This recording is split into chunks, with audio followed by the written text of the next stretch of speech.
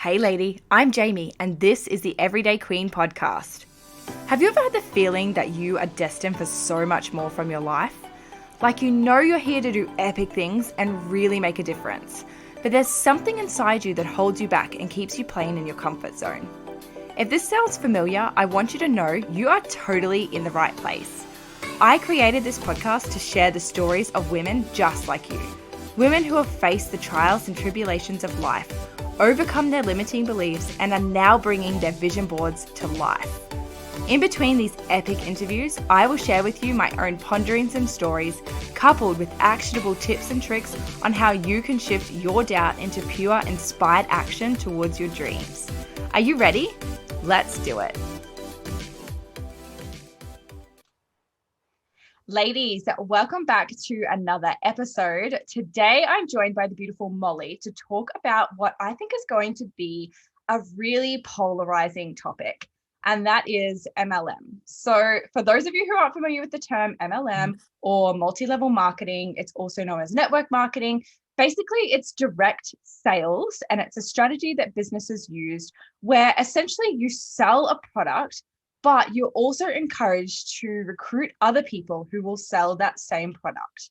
You make retail profits off your own sales, and then you also make commission off the sales of the downline or the people that you've essentially recruited into the business with you, who then become your team.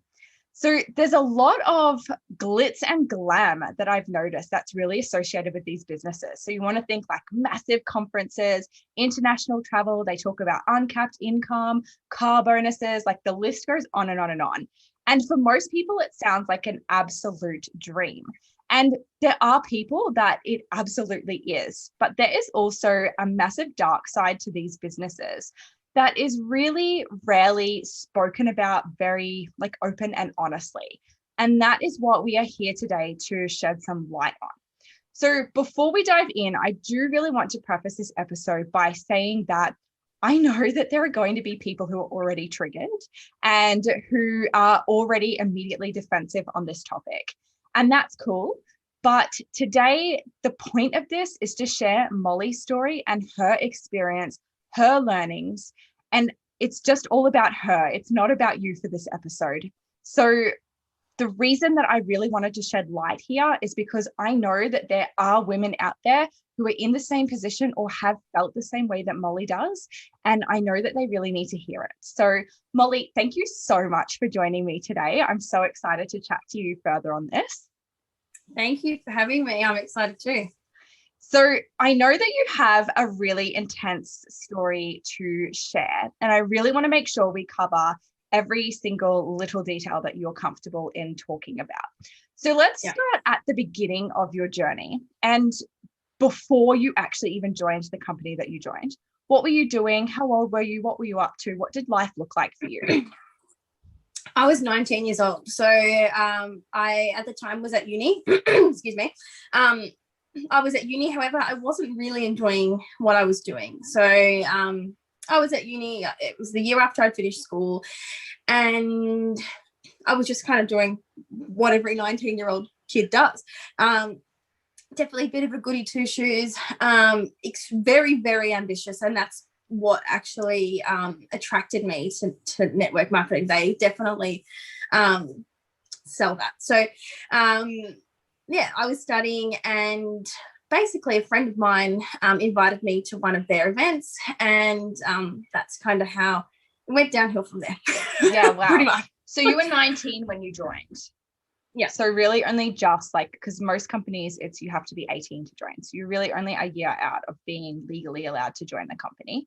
And I totally hear what you say about the ambitious thing. It's these companies have a radar for that, which makes sense. I mean, if I'm going to bring someone into a business, I want them to be ambitious and driven and all of that. So it makes total sense that that's kind of how you get targeted. So you were 19 and you decided to join up. So what sort of things were sold to you? What made you really decide to take that leap and feel like this was going to be the answer for you? It was really fun. So I believe that network marketing companies are very, very cult-like. And all cults are fun at the start. It was very fun. You know, I went to this event and there's all these young, beautiful people in one room, like, woohoo! And it was just one big party. And I was like, what is this? And they're talking about, you know, so-and-so, you know, earned a 6-figure income at 24 and they were able to travel the world and do it without, you know, have time freedom. And so I was really just sold the, I guess, illusion of that freedom lifestyle, doing inverted commas, that freedom lifestyle. And I think because they really get to know you. So the person who recruits you really, like, they really get to know you. So she knew that I was very ambitious and that I wanted to do different things. I didn't want to follow, like, I didn't want to, you know, not that there's anything wrong with that, but I wanted to do bigger things and wanted to really, like, make some sort of impact and do something really cool with my life. And she knew that. And so, yeah, it was the whole idea of this financial time freedom, which I have learned is, it's not the way to go about it. Yeah. I mean, I can totally see where that has come from, because like I just said to you before, I've been part of 2 network marketing companies, and that definitely was like the biggest sales point for me, because I mean, while for some people it's cool for them to want to be in the standard 9-to-5 job and follow that traditional lifestyle, that's totally cool. But for me, I'm a lot like you, where I was like, no, I feel like I was put here to do so much more. And I never wanted to have to spend like every day trapped in a roster working someone else's business. So I totally understand that. But I don't know about you, but I found that while it was kind of sold as time freedom, there's not actually very much time freedom involved. You definitely work hard for your money, especially in the early days. Mm-hmm. Definitely. Well, definitely. There is, I think, you know, of course you have to work hard, and you have to work hard with anything in the early days, especially in business. However, I got to know people who were who had done very well within the company, and even then, it's you never get the full story. So you never actually get the full story of what's going on with those leaders, and it's very rare they have total time freedom. They still have, if they don't work the business, it's not running. So there are very, very few people who get to a point where they can just leave it and it continues. It doesn't work like that. But you are sold that you're sold a sort of pipe dream that that's possible. But once you get into it and you realize how much work is actually involved, like, it's very much sold to you as, oh, you know, just get 2 friends and then they get their 2 friends, and it's simple. It's not simple. It's hard. And I'm not afraid of hard work, but it's hard, and the system really is designed to fail from the start if you actually look into how network marketing works. And so no, it's an illusion. Yeah. I mean, the strategy is simple. Like saying, yeah, you sign up 2 friends and have them sign up 2 friends. That is a simple strategy. It's actually putting that into action and getting those people on board that makes it hard. But you just said something that's really interesting that I'd really love you to dive deeper in if you're comfortable. So you just said that the system, or you believe the system, is designed to fail from the start. Can you shed some more light on that for us? So, when you are recruiting into a network marketing company, you are being sold hype, or you're being sold the very minuscule chance of this financial freedom, and you're sold the parties and the fun and the lifestyle and the friends, and look, so and so did it, so you can too. You're sold all of that. However, you're never actually told from the start what it actually does take to be that successful, and you were never shown the income disclosure statements. You're never shown any of that. And so when I left, I went into a rabbit hole of researching the industry and the companies, and I read the income disclosure statements and, you know, statements from the Federal Trade Commission and all these things. And you know, it's the kind of average statistic is that less than 1% of people in nearly all network marketing companies make a livable income, let alone a six-figure income, let alone $1 million. So you've got to put that into perspective. And so you're really designed to fail from the start. Hence why there are hundreds of thousands of people who join these companies, yet there's a couple of hundred who are in that six-figure or seven-figure club. So there are a few people who are making a lot of money, and even them, it's questionable. They don't actually share the full story. And then there's a whole lot of people who are making not much, if anything, who are being told they're not working hard enough and that they need to keep going, keep working on yourself. It's your fault. And so they stay in to help these minuscule amount of people make their money. Yeah, that's really interesting, because one thing that my husband actually says all the time is that the people at the top, and this is just purely his opinion, this has no fact or evidence to back it up, it's literally his opinion, but he believes that in companies like network marketing, where it relies on, I'm going to say pyramid structure, but we all know like it's not completely a pyramid scheme, but let's just roll with that. So where there's the one person at the top of the team and it all trickles down like that. So he believes that the biggest part of the hype is actually to keep all those people at the bottom involved, because in the very least, they're buying their products and they've at least got maybe one or two clients also buying products. So that obviously keeps trickling up. So I can like kind of see how like your view on that shapes into his opinion. So yeah, definitely. That's the point. You want as many people.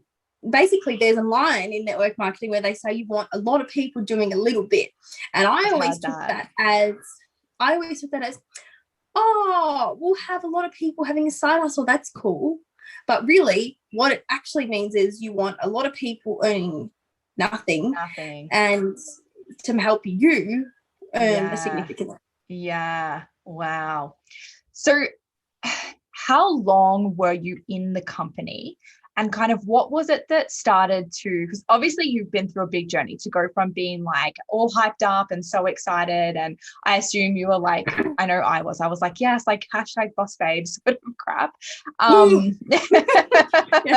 You know, what led you to now being from there to here? Because obviously there's like a lot of things that have led to that. So let's kind of dive into that a bit. So I was in the company for 5 years. Yeah, that's crazy. Yeah, and yeah, it's crazy. And I left about a bit over a month ago. Yep. And if I'm honest, I always had questions. There were always questions like, I would always think, but what if something happened to the company? Like, where does that leave me?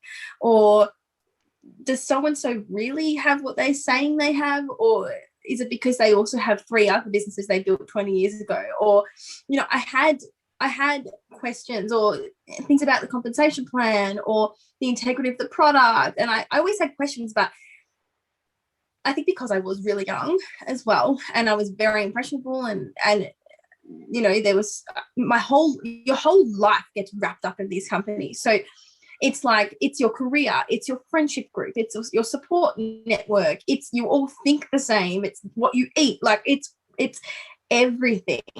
And that's very intentional, because that keeps you in. And so it makes it really hard to leave, hence why it's very cult-like. It makes it really, really hard to leave. And so to answer your question, I always questioned it, but you're taught to kind of turn off your critical thinking skills. So it's like, if you question them, you're dumb. Or see so-and-so who left, she didn't work hard enough, so she's dumb. And so it was like, it made it really, really hard to leave, because you're supposed to just believe everything, believe in your vision, believe that the universe will bring the money to you. And it's just like, it's not real. And so really what kind of led to me leaving was I was just so tired. Like I burnt myself out so badly that I started having like legit panic attacks. And very serious panic attacks, like not sleeping in the middle of the night, like really, I got really sick. And even I still don't feel well. And just being like extremely anxious. And I just thought, I was like, I'm working so hard, and I've worked so hard for this, and it's not working. I think it just kind of, at some point, it kind of just clicked.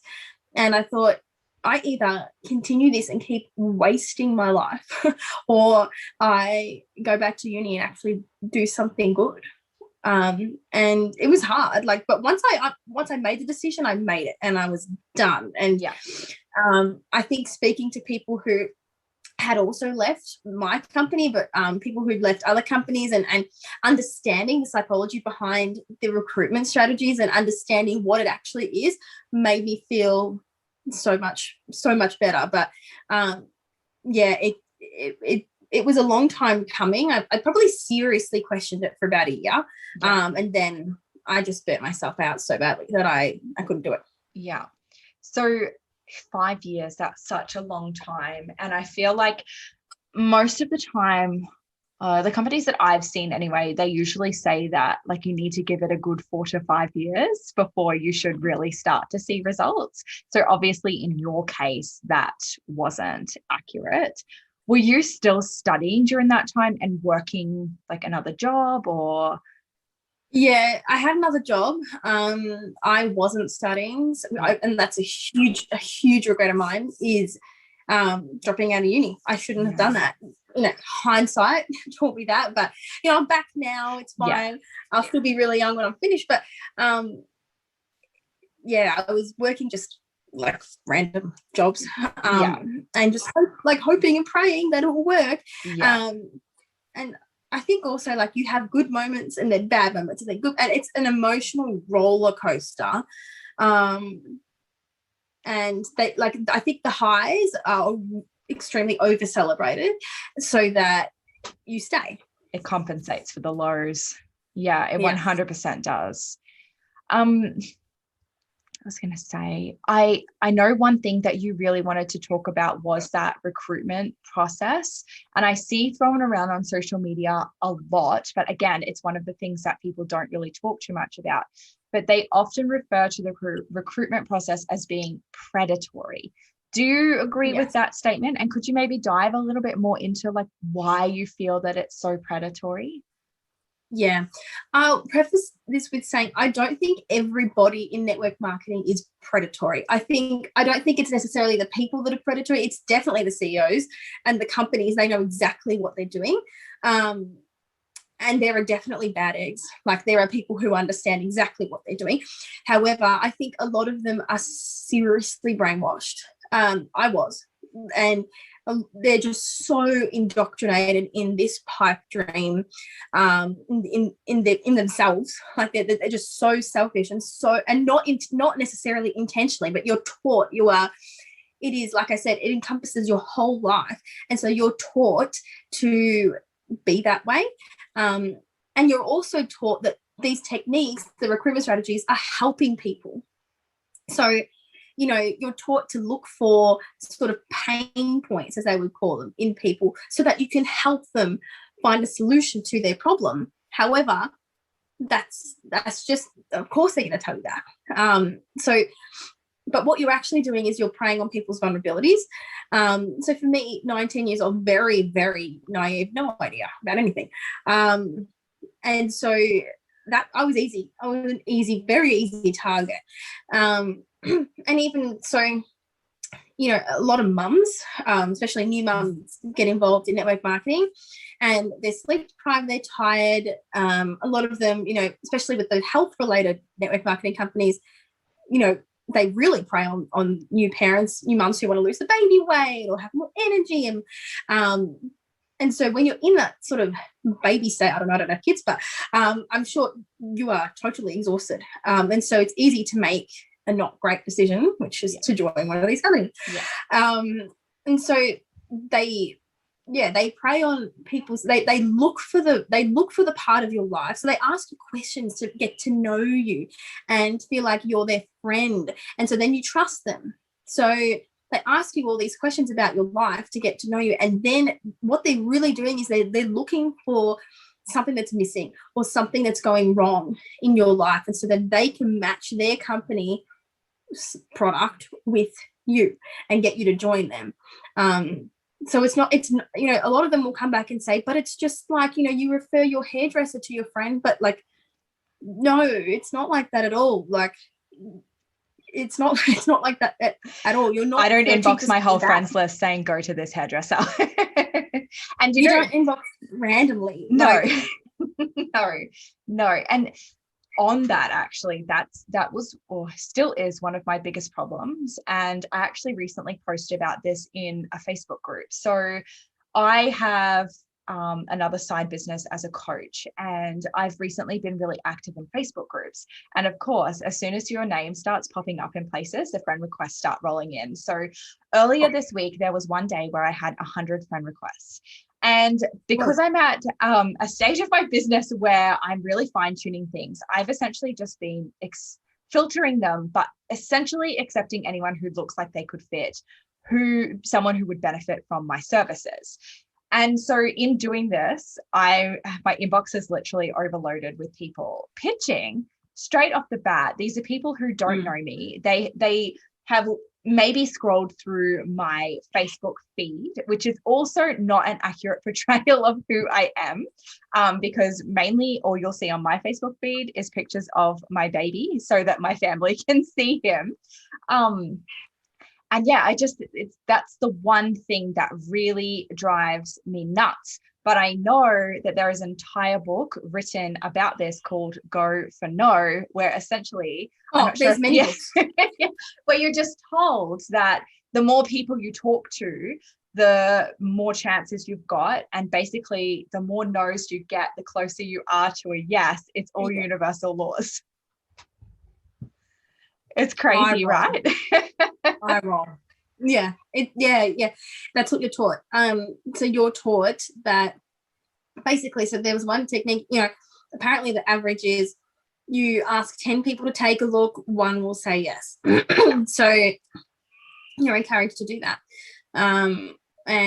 But it's not genuine. You're not like, hey, look, like, friend, I tried this product, I don't know if you're gonna like it, but like, it really worked for me. It's not genuine at all. You are intentionally going out to try and find something wrong in someone's life to sell them something. Yeah. It's not like the referral to a hairdresser when your friend says, oh, your hair looks okay, oh, I went to so and so. It's not that at all.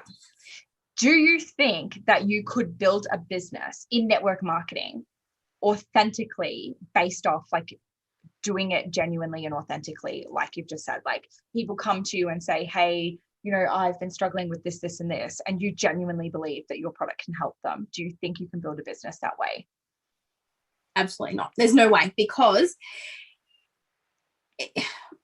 it's all about the numbers. It's all about the quality of the network, and it's all about the numbers. So you can't be sitting there waiting for someone to come to you, because you need mass numbers. And that is drilled into, and it is the only way to be successful in network marketing is mass numbers. So you need to be reaching out to the masses. Like there is zero chance that it's gonna work just by people coming to you. It's just not gonna happen. Yeah. And with the mass numbers, do you think that people are doing it all manually? So I know one thing that is really frowned upon, and I know it's against the rules in network marketing, but I also know that the rules get bent. But I know that it's sold as anyone can do it. You don't have to have money to put into ads. You can do it all manually and organically, and you can grow your team that way. But in my experience, there is also a lot of people spending a lot of money on advertising and Facebook ads, and that's actually how they're reaching the masses and how they're building their teams. Have you seen this? Yep. Or Yep. Yeah. So I have seen that too. I never used Facebook ads or any sort of ads. But yeah, I've seen it. Like rules get bent all the time, especially for those who the CEOs like. It's not a fair playing field. Not everybody can do it. It all comes down to the quality of the network. Yeah. So and it doesn't come down to individual sales, retail sales. It comes down to recruiting. It is Absolutely. all about your downline. It's all about recruiting. So anyone can do it. Yeah, anyone can get started. Yeah, of course. Okay, anyone can join, but you're not. It's for the 19-year-old uni student. Like, it's going to be real hard. So there are so many other factors that go into it. Yeah. And one thing I'm really curious about, so at 19, that's just so young to even be put in a position like that. But I know that obviously one of the biggest things in different companies, some require you to invest in the products and obviously have like a small supply of the products. Others, all the shipping and everything is done for you, but obviously you're encouraged to use the product. So how at 19 did you even afford to be able to do that? Because I know that often they're not the cheapest products.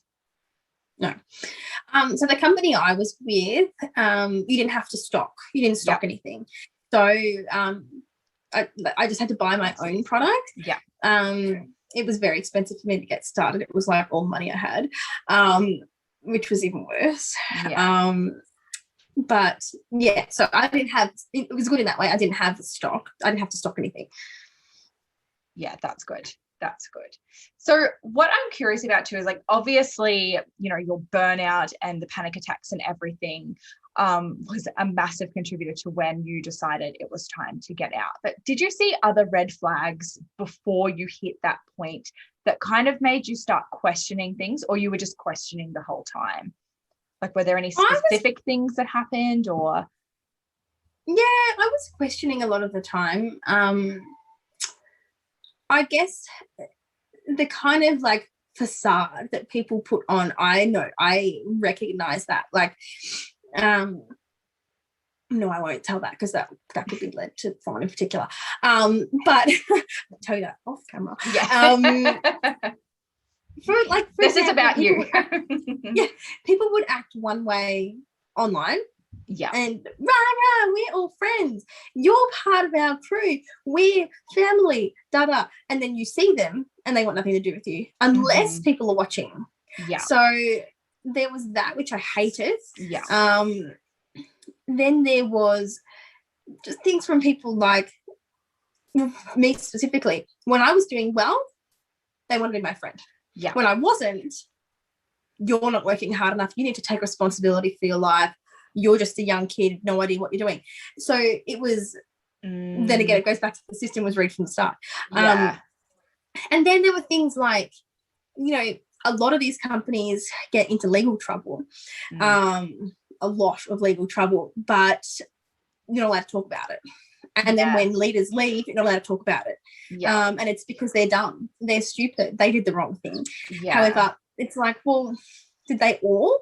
And so I started kind of having those sorts of questions, and even about the quality of the product at times, like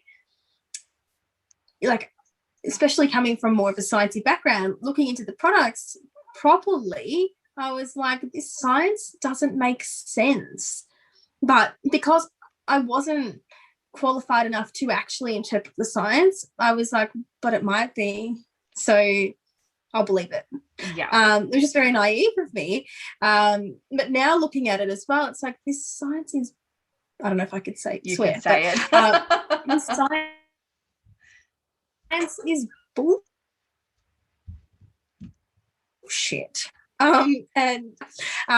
Yeah, so there were questions, but again, it's so cult-like that you don't want to question anything because you want to believe it because it's your whole life. Yeah. Yeah. And did you find that people maybe feel a bit threatened by the people that leave, and that's why it's like so hush-hush? Yeah. I've had horrific things said about me, like disgusting things said about me, from people who were supposed to be friends, best friends, like disgusting things said about me, publicly. Yeah, so wow. you go from you're awesome to she's an idiot. Yeah. And they get very defensive. They can't stand it if you speak out. Yeah. Just why I like doing it. Yeah. Yeah, no, they will they jump on you. Yeah. Yeah. I feel that can be very isolating, especially when, like, especially for you being in it for so long. I imagine you had a lot of friendships and everything tied up within the business and the company. So did you have other friends outside of the business? Because I know that, like, obviously I didn't say this earlier, but the way that we've connected is from a Facebook post that I saw of yours, seeking advice and just other people who are in the same position as you. And one of the things that you spoke about was relationships in general after having left the company. Yeah.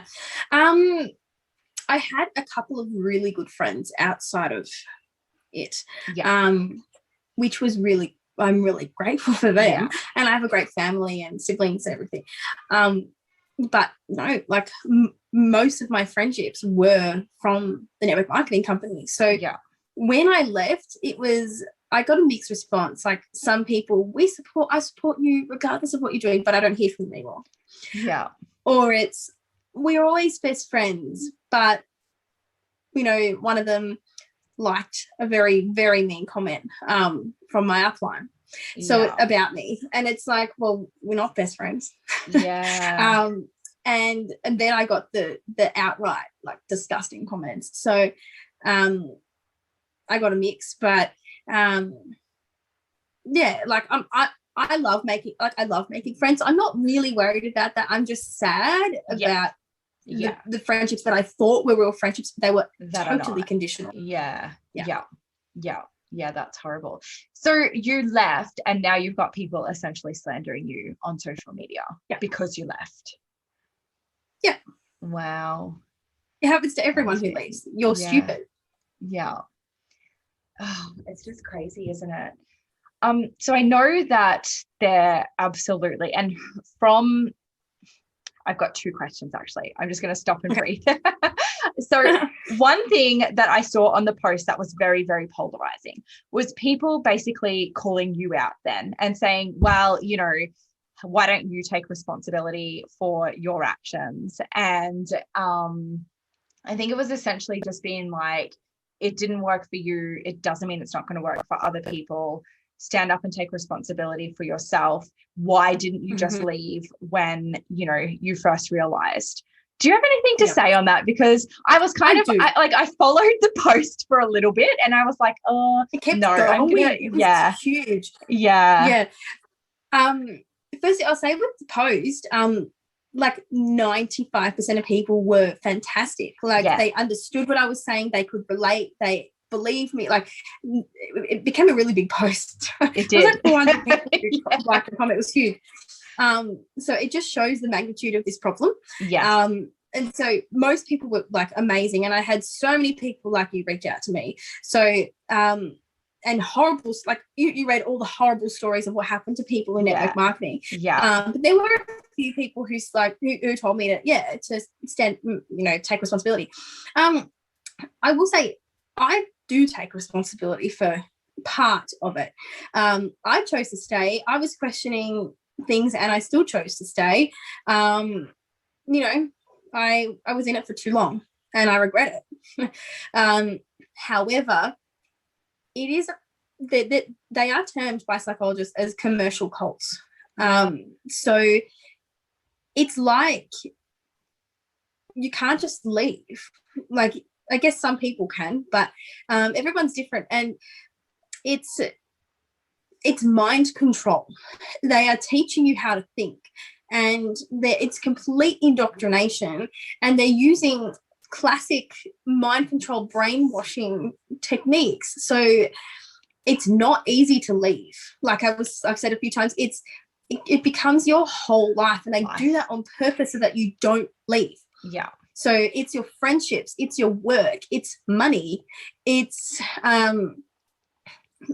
well, you know, depending on the product, for me it was a nutrition company, so it's what I ate. Like it was everything. So so if you leave the company, you're pretty much leaving your whole friendship circle. You're leaving you don't know what else to do with your life. It's like you're leaving your life. So you have to create a completely new life and identity. Yeah. And it's really, really hard to make that decision. And you're also taught that people who leave are stupid and they're never going to make it without them.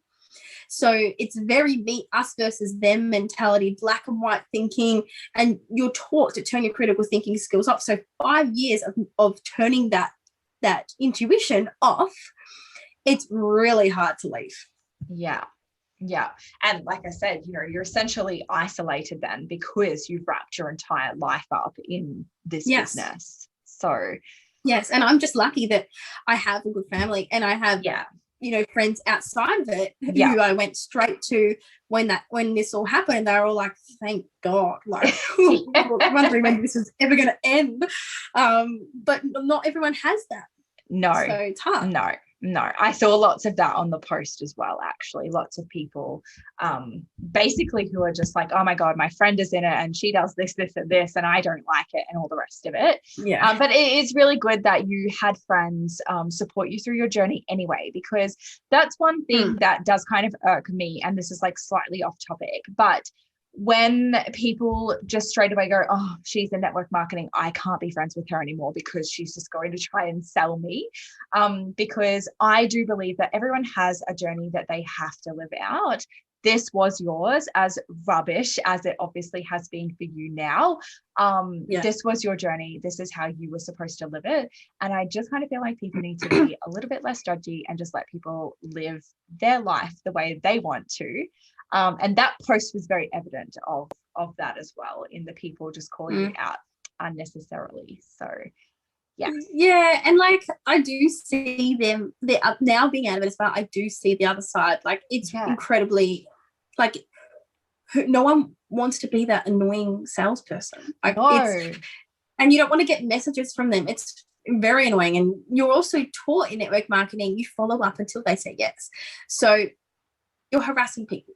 And I feel really guilty about that. And so I could imagine being the prospect, like the person who's you're trying to recruit, like thinking just like, piss off.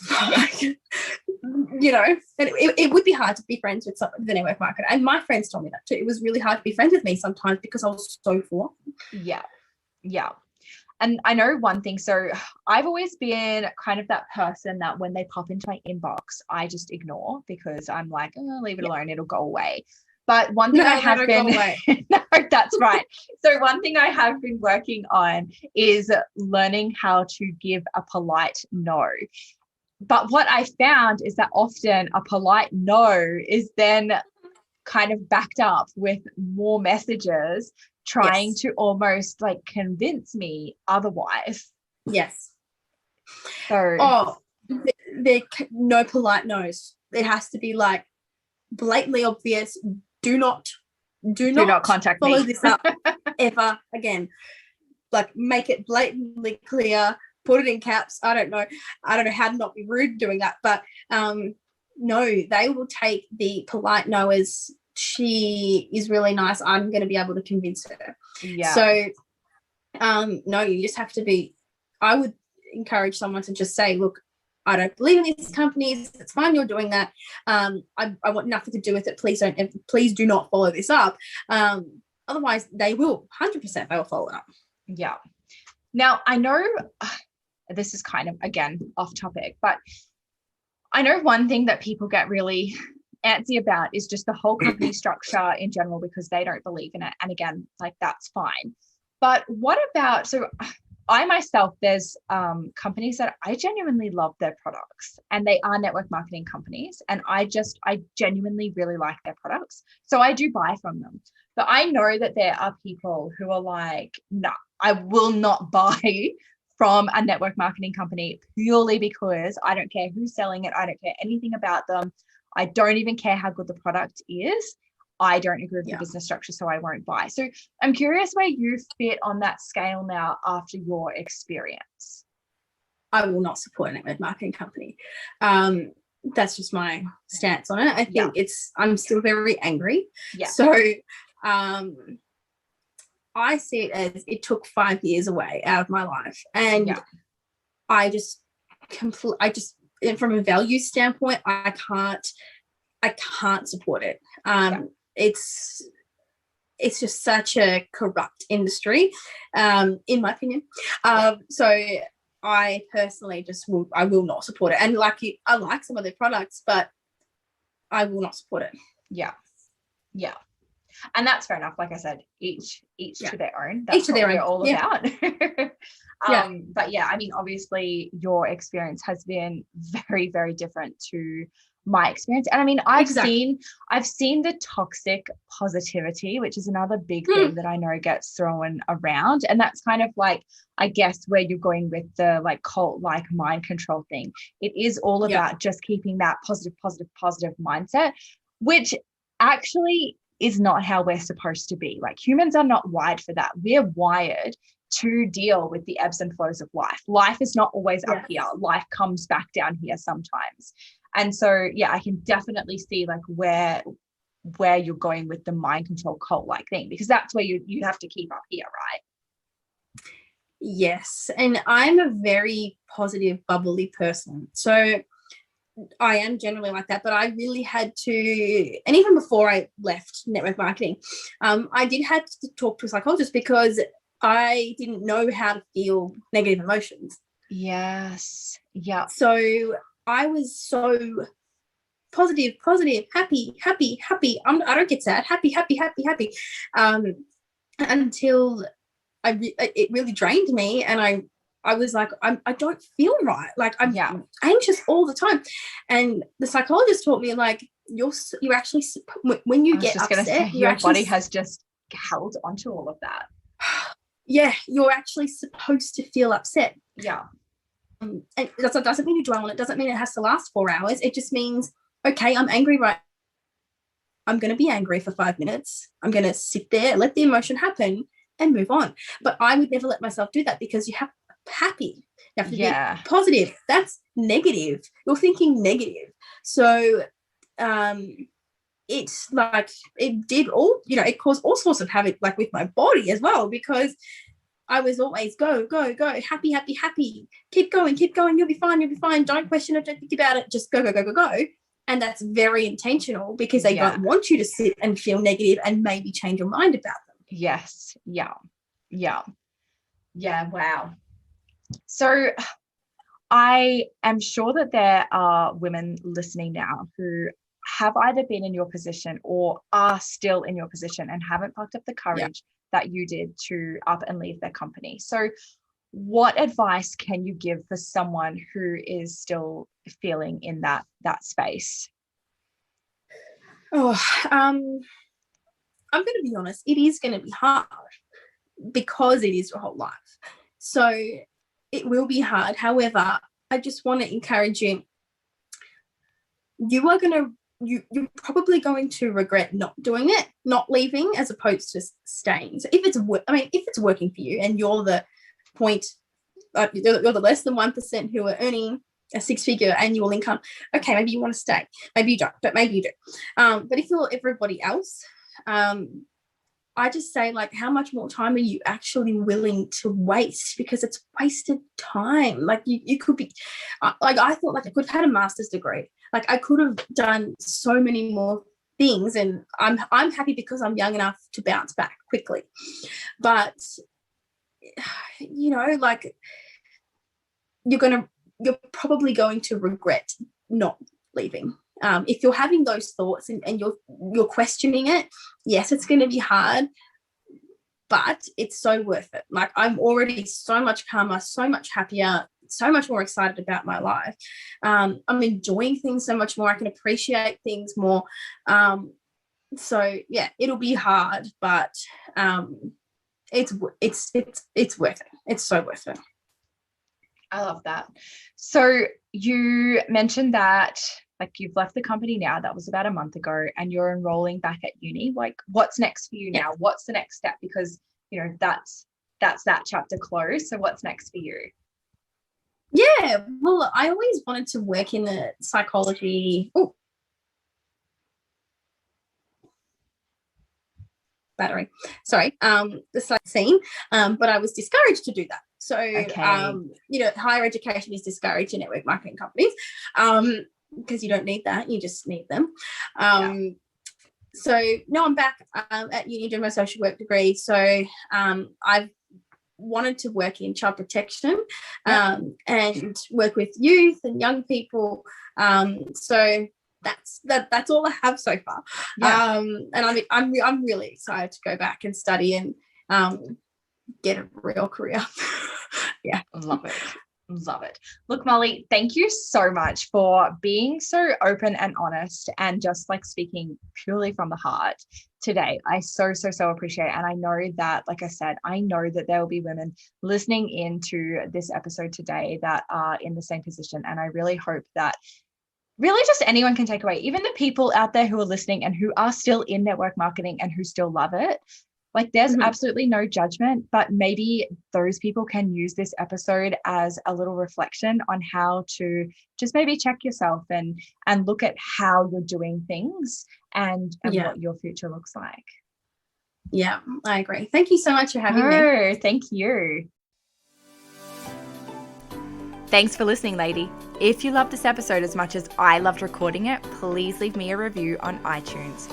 For more inspiration, come and join me on Instagram at Jamie Lee White or in my VIP Facebook community, Everyday Queens Conquering Life, Love and Business. Here I share all of my business and mindset advice. Until then, have a beautiful week.